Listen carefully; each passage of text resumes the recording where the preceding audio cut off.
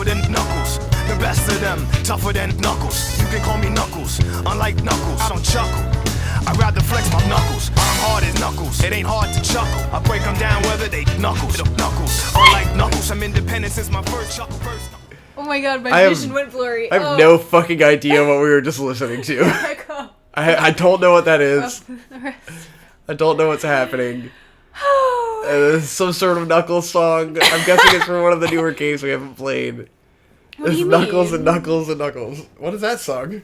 I mean, obviously that's a meme song, but it's based on one of the like Sonic Adventure songs, right? It must be Sonic Adventure 1. Yeah. It might be Sonic Adventure 1. Yeah. My memory is very foggy, so don't yell at me if that's not true, but I know I've heard that song in a video game that I've played, so it's gotta be Sonic Adventure 1. Oh, man. Alright. We're back in the game. We're doing stuff. Here we are. I'm going far. I'm reminded of...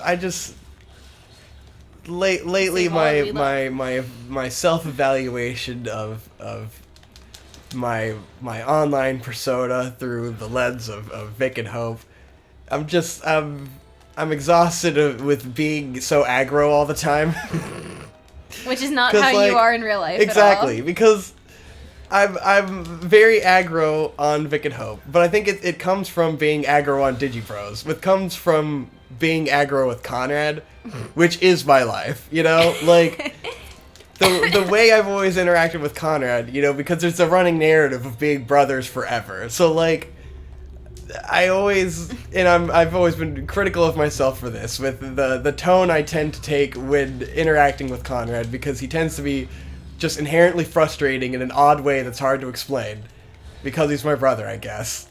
But I tend to be so much more aggro than any other situation in my entire life. Really, just being around my family in general tends to bring out the aggro-ness. And you see it rising up right now. Like, I'm going on a rant. I've already become aggro. Someone could literally, like, threaten Victor with a knife and he would be less aggro than he like, I'm so is, like, right calm. now. I'm just always calm in real life. I'm just, like, almost stoic in most situations.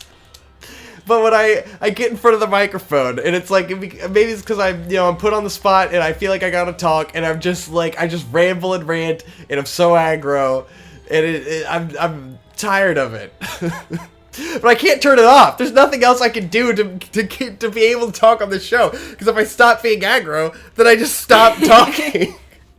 He needs the anger to converse. And it's fun, it's fun to vent and be aggro, but then I get into that hole of sharing the opinions that I don't agree with, and like having opinions in general, and feeling like I said the wrong thing, and then just ranting about the PCP or something. And it's just like I don't act like this in normal life.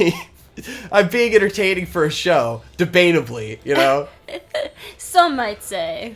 And then why? But we have fun conversations. I have fun when I get aggro on the show. Yeah. It's just in retrospect, I feel like I'm putting out negative content, and that's kind of what I wanted to transition into, is just the fucking constant stream of negative content and how fucking sick of it I am with YouTube and the world in general. And it's just like I'm exhausted. I'm exhausted physically right now as my face contorts into my constant ranting smile that hurts my cheeks, and I feel like I can't fucking speak anymore because my voice is strained and my face is strained, and I'm just like, oh my god, I want to end this sentence so that my face can relax as I have the biggest grin in the world. It's true, I can attest to this. As I rip and tear into myself. Oh my god. And I have to take a pause as I'm out of breath from he used to swallow the constant rage. Stream of thoughts and things flowing out of my mouth. The mental stimulation of talking more than I probably do in an entire day in a fucking sentence. Yeah, me and Victor don't talk when we're not doing Vic and Hope. We I mean, actually communicate through a series of grunts and guttural noises. Yes, Hope is dedicated to just meowing as communication 99% of the time. Because I get tired of talking. I know. I talk all day at I work, get tired and of talking then too. I just want to not talk. You come home and you want to not talk. And then this is our like explosion of talking. We talk in the car. I'm kidding, we by the way. talk We do plenty. talk. Yeah, we talk I'm plenty. joking. I'm memeing. It just depends on the scenario, you know? Yeah. You talk more when you've just watched something or you are watching something. Yeah. And there's, sitting around not talking and being on the phone. Yeah. And then there's, It's situational. cooking dinner, usually inspires lots of talking. Oh yeah. Because you're But actively we live doing together. You things. can't communicate 124 hours a day, I mean, 7 I days feel a week, like 100% of the time. Part of a healthy relationship is not talking Yeah, sometimes. knowing when not to just talk, shutting the fuck up and hanging Just out. driving and listening to music and thinking about Because anything. you don't need to constantly talk, literally always. Thinking about something to communicate. Or just thinking about nothing. Yeah, Just thinking about nothing together in the same room. That's fine. Ah! Because, your brain is obligated to think about a lot of stuff every day. You got a lot of shit going on. Sometimes you just want to think about nothing. Yeah. But, what got me on this train of thought, Yes, I'm sorry. We maybe derailed. last week or so, was just, I feel like I had the whole string of negativity with, just saying things on Vic and Hope that made me nervous about, I had the PCP stuff, and then, I went on some rant about, the N-word and stuff, and that just made me uncomfortable with, having that out there, where, I don't think I said anything that controversial or wrong, but just, having an opinion out there makes me so fucking nervous these days. Because having an opinion is a capital offense. Yeah, and, people will call me out in the comments or whatever, which I don't really care. But fucking I always have the contradictions of myself, which I explain in a comment, which is just my opinions on these things differentiate on a weekly to monthly basis based on how fucking nervous I am about the world and just how fucking generally negative my outlook on life is, and fucking the paranoia that comes with these things and what I see in other people, and it's just. I think part of that is just, we end up surrounding ourselves in just the most fucking negative content, where, I'm starting to get sick of, the YouTube news shit and watching, Philip DeFranco all the time, and it's just, in PewDiePie's Pew News and shit, because it's always drama, it's always negative, it's always oh no, this is happening on YouTube, this is happening here, oh, people are upset about this. And I'm just oh, God, and the politics, blah, blah, blah, blah, blah. And I listen to the Dick Show, and it's politics, bitch about this, moan about that. And then, I'm listening to Joe Rogan podcasts, and it's I'm interested in Jordan Peterson and that kind of stuff, so I'll listen to some of that. And it's just, negative, negative, negative. Everyone in the world is so shitty. Oh, kids these days are all assholes. And then, you start to actually believe that any of this is real in real life. Even though, when you turn some of these ideas off and, just, stop watching those videos and it all disappears, nothing is fucking real anymore. It's all just negativity on the internet. And then as soon as you stop looking at it, it goes away and you realize that life is actually way more positive and it's never fucking changed, This is an incoherent rant. But basically, over the last couple weeks, I've gone from, it doesn't help. I've throughout January, I was sitting at home a lot, waiting for work to pick up. So, that's when I start to lose my mind and go on these tears in my head. But it was, that series of circumstances that just made me nervous and anxious about fucking everything. And just feeling super negative. And then I started listening to, Joe Rogan podcasts with guests that, are actually really interesting. And talking about stuff that isn't YouTube drama and millennials being shitty.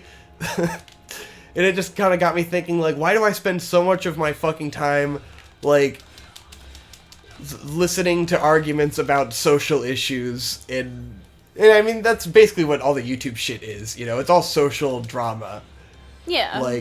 This guy is saying this guy has an opinion about that. It was really, the Quentin reviews stuff was the fucking peak of it, where it's it got me so mad at the world to see all these fucking shitty YouTube drama channels, stirring up drama about someone that, Nothing. is so It's insignificant, just about nothing. didn't do anything, just had opinions, it's not important, it's not fucking affecting anyone, and people are making a big deal about it, and are fucking, it's really that our YouTube suggestions are just trapped in this matrix of suggesting that kind of shit to us because we will watch it, And so it just feels like this constant barrage of just people shitting on each other and negativity, and then I'm contributing to it on our show, you know? I'm big negative towards other people and talking about quitting and talking about the PCP, and it just like, the more you listen to that negativity, the more you're going to keep bringing it up, and then the more it like cyclones around you, you know? Like the things you consume put you on this like, on this barreling ride into more of the same shit. Well, it's human nature to see something like, oh, Quentin Reviews does a huge oopsie and is an asshole, and you want to know, like, oh, what did he do? Yeah. What did he do? What happened? And so you want to click it and you want to watch it, and then that inevitably just leads. And to it can be really entertaining. You know, it is entertaining, but it puts you in like feeling negatively consistently. You know, where it's like it is entertaining, but it's entertaining in that cathartic negative way. Yeah. As opposed to, like, an inspirational positive way. Where I'm sitting around... It's the Schadenfreude instead of seeing something. And it's like, you only have positive. so many hours in the day. And, like, what you're watching is stimulating the general thoughts that you're having at any given time, you know? So it's like, if all I'm watching all the time is negative shit and self-contained YouTube drama and the dick show, stuff like that. Where it's like, most of the time I'm spending is listening to other people... talk about shit that is like conflicts that will never be resolved, shit that doesn't matter and has no weight on life, and then like I sit around and I feel like maybe I should be writing a script or something, but like I don't have any ideas for that. Why don't I have any ideas? I'm not consuming anything like stimulating at all. Like this stuff is not stimulating. Yeah. In a way of like promoting new ideas, because I'm thinking about like, why don't I have topics on Vic and Hope to talk about beyond shitting on YouTubers, you know? It's the YouTube equivalent of a BuzzFeed article. Yeah. And it's just like, it feels better because the people creating it are cool and interesting, and like some of the stuff is interesting, and like you get wrapped up in like the social community aspect of it and you want to know what's going on with people. But then I sit back and I'm thinking, when I'm not working, all I'm consuming are like empty video games that don't really make me think of anything interesting, you know, because I'm just engaging in mechanics and I'm not consuming any story or new ideas at all. And then I'm listening to podcasts that present no new ideas. They just go over the same points over and over again about, feminism and misogyny and shit like this, and like hit on the same stuff that I've already thought about and already come to the conclusions about a million times. Like there's no new information I can learn about those certain subjects of like these social science issues and stuff. And like those are the issues that people like Dick Masterson or fucking Joe Rogan a lot of the time will want to talk about. And I just ended up in this fucking hole of like circular thought on those sorts of issues of like men and women and social interaction and race stuff and like those kinds of things, and like feeling opinions about that. And then like there's also that feeling of like validation, you know, where I'm sitting there listening to a Joe Rogan podcast and being like, yeah, my opinions are being validated by intelligent people. And then like the YouTube will autoplay, like you listen to a Joe Rogan and it autoplays you into one about a similar subject, and it's just like dudes jacking each other off all day, reaffirming their opinions about this and that and the other, and like it's simultaneously like interesting, but also kind of just the same shit that you've heard again, but coming from a new dude, you know? And it just starts to be like, this, what am I feeding myself? This is why I have nothing to talk about all the time, because I'm not consuming new ideas. I'm just listening to the same shit that I already know over and over again. I'm not fucking reading books or like listening to people on the forefront of thought ideas and stuff. But anyway, so I got really heady about that for a little while, because I feel like I'm kind of wasting my time, you know? I feel like I'm doing myself a disservice by engaging with material that's not really giving me any new thoughts or ideas. And it's fine when it's me and you sit down and we watch YouTube every night while we cook dinner and eat dinner and stuff. Like, that's fine. It's when I'm sitting alone for like 8 hours in a day while you're at work, and all I'm doing is listening to podcasts and playing video games, and I'm not learning anything, I'm not experiencing anything new, you know, I'm just kind of literally like trying to make a day end so that I can get to the next day where I might work, you know? But it's like, as a person who's supposed to be creating art in media, I should be consistently seeking new ideas that stimulate new thoughts and like experiences I haven't had before, so that maybe I can get inspired to write something or do something or like get on the show and have an interesting topic, you know? And then I've been doing a better job of moving towards that just by listening to Joe Rogan podcasts with guests that are interesting. Because it was like, it only took like one podcast, I can't remember who it was, maybe it was Killer Mike or someone like that, where like, it was Joe Rogan and he's talking to a guy who's like really interesting and they're not talking about the same shit that I usually listen to, you know? Oh my god, I had one hit left on him. Shit. But like you start listening to some dude talk about like fucking quantum physics, or you know, this guy who talks about like slowing down your aging and shit like that, and like these super interesting like modern sci-fi concepts that we're achieving in medicine and shit, and you're like, oh yeah, there's interesting stuff happening in the world that isn't this guy said this about the other guy, you know? Like this is I've gotten into a drama hole of stuff that people make fun of in high school, you know, of like, it's basically Jerry Springer on YouTube, and like, that's kind of what content has leaned towards lately. You have all these channels, so many reactionary channels that are always just like, look at this YouTuber, and he's a scumbag, look at all the stupid shit he's doing. You've got your fucking, what's his name, your Drew Goodins, and you're this guy and that guy, and they're all kind of doing the same shit, which is just basically dogging on other people who deserve it. But at the end of the day, you know, what are you learning? You're learning that there's another asshole on the internet. Like, whatever. So I'm trying to seek out content that actually teaches me something or stimulates a new idea, gives me a topic to talk about on here, you know? Yeah.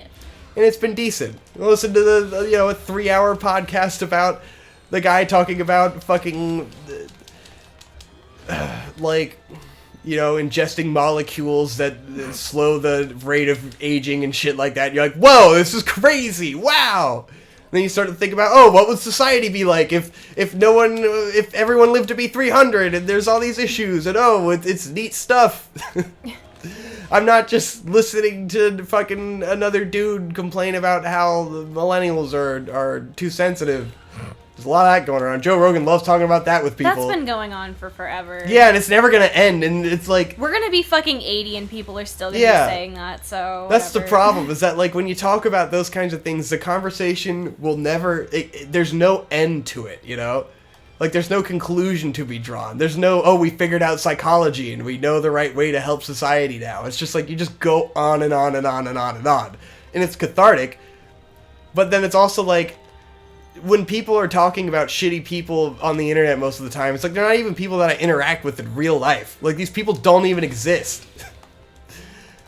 Like the whole, the stereotypical college millennial who's super sensitive and the outrage culture, it's like, they get into it when he gets like Bill Burr on the show and stuff, but it's like, they only actually exist in like a couple colleges in the United States and Canada. Well, yeah, it's and, a very small minority. Like, it's such a small minority of people that it's like, why even like bother talking about you them? know? Yeah. And they say, oh, well, some people are like this, therefore everyone in this generation is like this.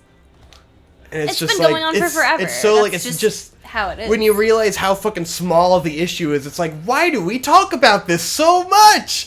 Why do we talk about it all the time? It's insane. Ugh. I guess it's just interesting that this is something that you're coming to a realization. I mean, it's not even that I'm coming to a realization. It's just that, like, I'm coming to a boiling point, yeah, you know? You're cycling through.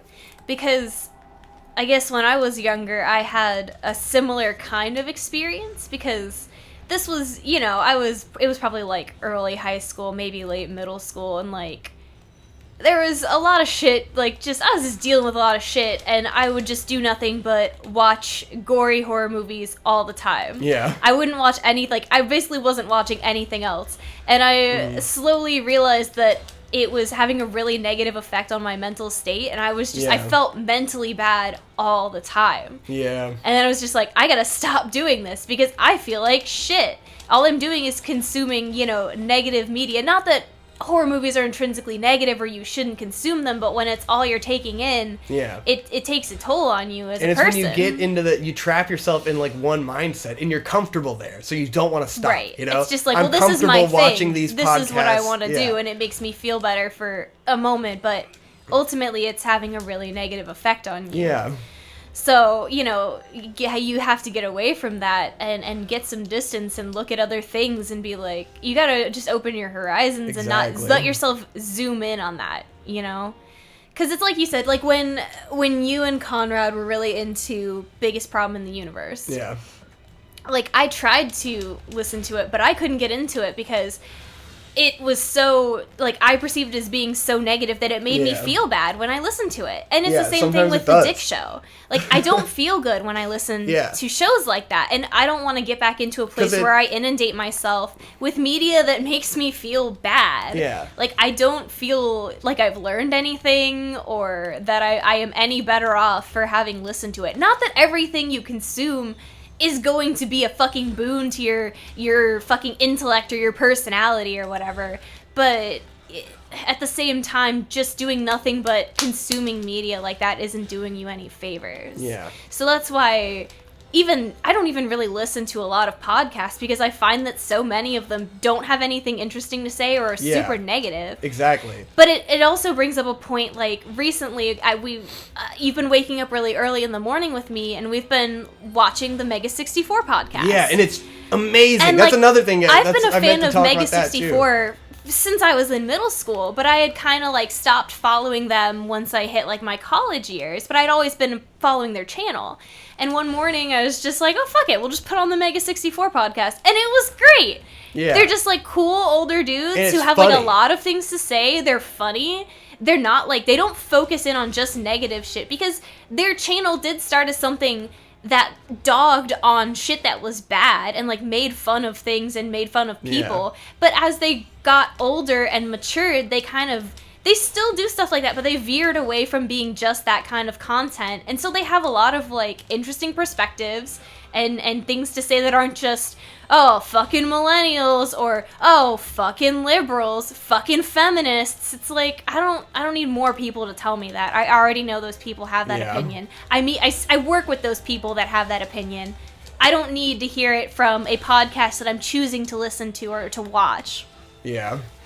So, like, stuff like that is, like, it makes you feel good after you've watched it. You're like, yeah, that was a lot of fun. And I feel like I'm ready to go do something now. It's all about just memes and fucking, and talking about good stuff. And they're consistently entertaining while doing that.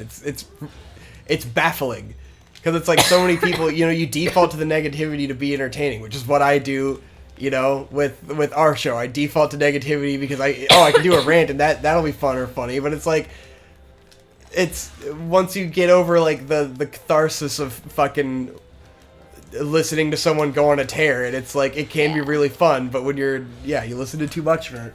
Yeah, and I think people tend to gravitate towards that because it's pretty easy. It's pretty easy to work up these negative feelings and you know, let all that energy out into that particular outlet. And it's a lot harder to be positive and still find a way to make it entertaining and relatable. And it's like the older you get, the more you fucking dive into the negativity all the time. Yeah. You know, like the H3 podcast is the fucking worst. Where it's like Ethan's just so negative, Ethan really shitty, can get and like awful. that.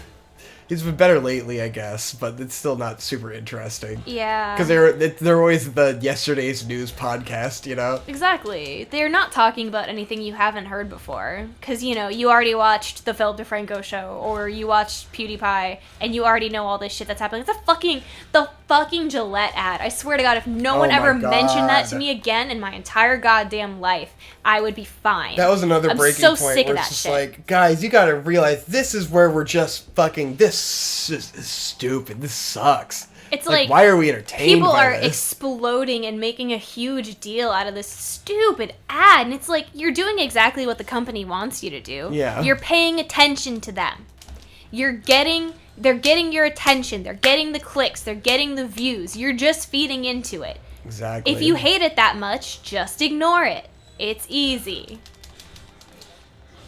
the outrage culture that it just exists on the internet. You go into the real world and it's like no one gives a shit. No one's talking about this, you know? Yeah, I've never met another like breathing human in my vicinity that was like, "Oh my god, did you see that fucking Gillette ad?" Yeah. Wow. It's like no one cares. They have other things to think about. These people are worried about, getting to work and paying their fucking bills and things that actually matter. And it's, it's a cyclical thing where like, I've always been self-aware of that about what I've been consuming. It just hit a breaking point. And then like I could say the same thing, when I was in fucking high school and I was fucking depressed all the time, and like a lot of what I consumed was about psychology and about depression and about this and that, and fucking like part of what made me less depressed was just not, when you trap yourself in thinking about it all the time, it's like, how are you going to stop being that way if all you're doing is thinking about it, Yeah. All you're doing is looking at self-help shit and like just consuming the culture around being fucking sad all the time and just not getting away from it and doing the things that like lead you to feel worse. Yeah. And like you said, everything is cyclical, so you're probably Yeah. gonna find yourself back in that place again, but that's not like a failure. It's just, you gotta work back through it. This was like, I haven't listened to the Dick Show in like 3 weeks now because I'm just like, I don't want to just feel stressed out. It just stresses me out sometimes. I want to listen to other stuff. Yeah. I'm getting so fucking close. I know. We're like almost there every time, basically, more or less. Yeah. So I guess, guys, if you have really positive, interesting podcasts to listen to, that would be nice. I'd like to hear about that. Same thing, like, even the cinematography podcasts I listened to before, which they don't put out any new episodes, but, like, it put me in that state of, like, I get into a feeling about things that are related to work, like, in cameras and shit like that, where I get stuck in that headspace of, like, I need this and this and this, and I need to do this, and blah, blah, blah, blah, blah, and it's like, none of it ends up helping, Where, like, it just traps me in a loop of negativity around what I'm doing and what I should be doing, and, like, I listened to the cinematography podcast, and it was, like, really interesting to hear stuff from, like, guys who have made it and everything, but then it ultimately feels negative a lot of the time, and you feel guilty a lot, and it's just, like, things that promote guilt and negativity, and then it's like, well, I don't want to listen to the cinematography podcast, because I'm just going to feel really bad that I'm not actively doing it right now, that I'm not fucking filming every weekend and doing all this other shit. I don't know. I gotta find the right thing. I should probably just watch movies. I mean, That's what I feel like I should be doing, but then, like, I don't enjoy enough movies or feel the desire to watch them. Because that's another thing where it doesn't provide, like, the release that I feel playing a video game. I can't not feel guilty playing video games all the time because I'm not accomplishing anything towards a greater goal of bettering myself, It's a mental trap. So what you're saying is you are excited for Kingdom Hearts 3. Yes, Kingdom Hearts 3. That's all I need in my life. Yeah. That'll probably solve all your problems. Yeah. I think. It's got another game, that Advanced Force-like game on the Switch, and I was like, well, this is gonna keep me entertained for 100 hours. Fucking, I don't know what I should be doing, Should I be writing a script? Is that what I need to do? Is that my prerogative right now? Probably. That's probably the next step, I think I need to write a script now that I have a stable income. That's nice. I'm trying to avoid this complacency that comes with, like, making good money now and not being worried about that. Hooah! Yeah, I mean, it's hard, Yeah. I've got the self-imposed stress of, like, things are going well, and I could really sit at home and play video games and have a fucking care in the world and then go do my job and just be happy as fuck all the time, But there's the guilt that comes with, like, the complacency of not really needing to do anything. Working towards a greater goal that's undefined and, very like, I don't know what the ultimate goal is for my career, I'm not sure. Is it just the guilt of not living up to an imaginary potential that drives me towards wanting to do anything bigger than DuPont training videos? Like, I don't know. It's pretty good right now, you know? I have to. I'm reaching a sort of crossroads in what the no. So close. Why did I run towards him? I'm rambling about life. All right, I guess we should probably do another episode. It doesn't even matter. It's that 29 Knuckles. minutes. Good enough. I need to interrupt this mental tear before I just ramble incoherently forever.